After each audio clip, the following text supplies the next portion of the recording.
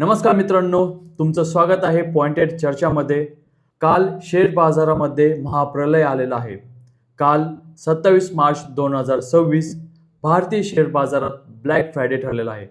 Sensex चक्क 1700 अंकांनी कोसळला आणि रुपया 94.82 च्या अशा पातळीवर गेलाय जिथे तो इतिहासात कधीच नव्हता।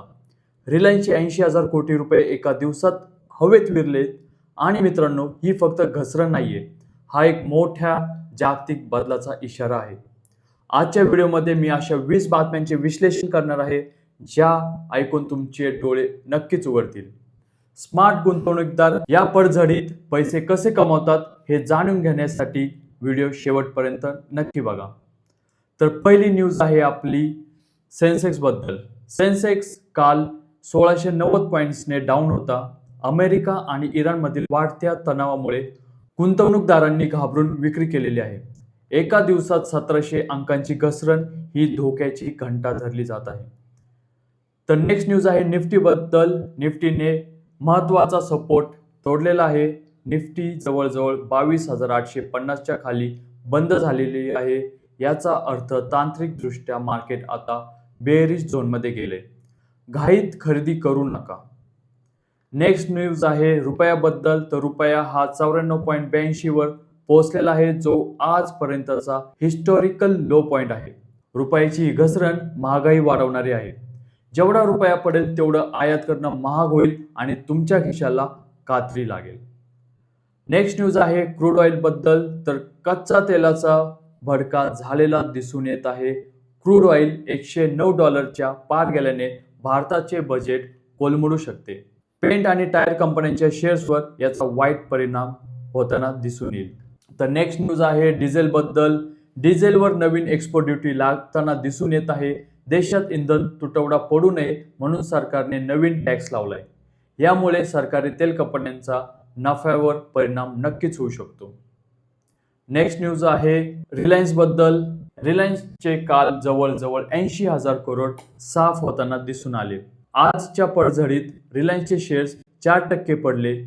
जेव्हा हत्ती हलतो तेव्हा पूर्ण जंगल हादरतं, तसंच काहीसं आज मार्केटमध्ये झालेलं दिसून येतं। नेक्स्ट न्यूज आहे इन्फोसिस बद्दल। इन्फोसिसने $560 मिलियन ची खरेदी केलेली आहे।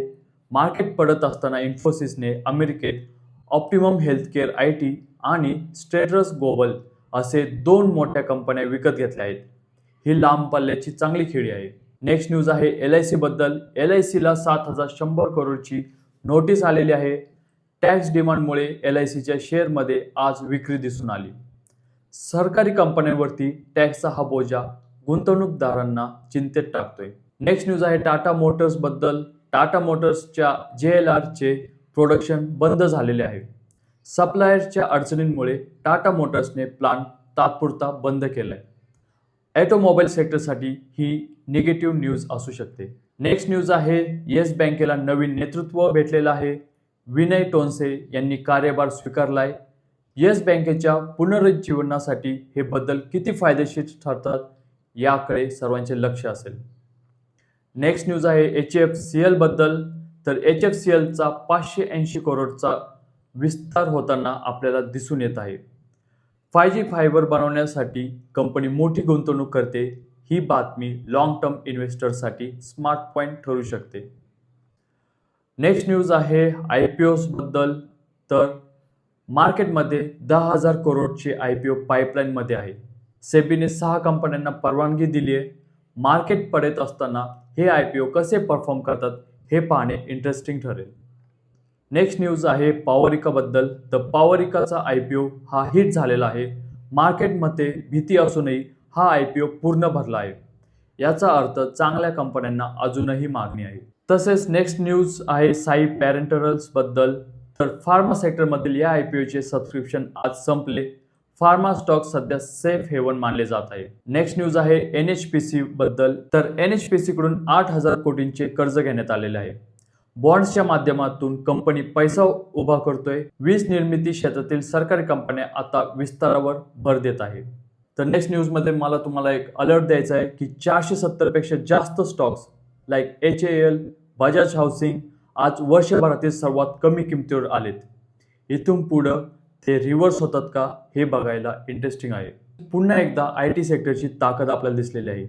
मार्केट 1700 पॉईंट्सनी पडले तरी TCS आणि विप्रो हे हिरव्या निशाणीतच होते. जेव्हा सगळं पडतं तेव्हा IT वाचवतं, हे नक्कीच. तर नेक्स्ट न्यूज आहे गोल्ड आणि सिल्वर बद्दल. तर गुंतवणूकदार शेअर सोडून सोन्याकडे वळतायत. सुरक्षित गुंतवणूक म्हणून सोन्याचे भाव पुन्हा रेकॉर्ड मोडत आहेत. नेक्स्ट न्यूज आहे वॉर बद्दल. तर ट्रम्प यांनी दिलेली नवीन हेडलाईन जागतिक बाजारासाठी रिस्क ऑफ इव्हेंट ठरलेली आहे. युद्धाची टांगती तलवार ही अजूनही कायम आहे. नेक्स्ट न्यूज आहे ग्लोबल मार्केट्स बद्दल. तर कोरिया आणि जपानचे मार्केट काल 3% पडले. जागतिक मंदीची चाहूल तर ही नाही ना, असा प्रश्न नक्कीच उपस्थित होत आहे. तर मित्रांनो, आता धक्कादायक सत्य आहे का? जेव्हा रुपया 94 पार करतो आणि रिलायन्स सारखा शेअर 4% पडतो, तेव्हा घाबरलेला रिटेल गुंतवणूकदार आपले शेअर्स विकून बाहेर पडतो. पण मोठे HNI आणि FIIs याच वेळी IT स्टॉक्समध्ये पैसा लावत आहेत. माझं लॉजिक असं आहे की जर तुम्हाला उद्या गुंतवणूक करायची असेल तर ज्या कंपन्यांची कमाई डॉलरमध्ये आहे, उदाहरणार्थ IT सेक्टर, तिथे लक्ष द्या. सोमवारी मार्केटमध्ये घाई करू नका. 9:30 पर्यंत मार्केट स्थिर होऊ द्या. तुम्हाला काय वाटतं, रुपया 100 पार करणार का? हे मला कॉमेंटमध्ये नक्की सांगा. चॅनलला सबस्क्राईब करा आणि लाईक नक्की करा. तर चला भेटूया पुढच्या व्हिडिओमध्ये. जय हिंद, जय महाराष्ट्र.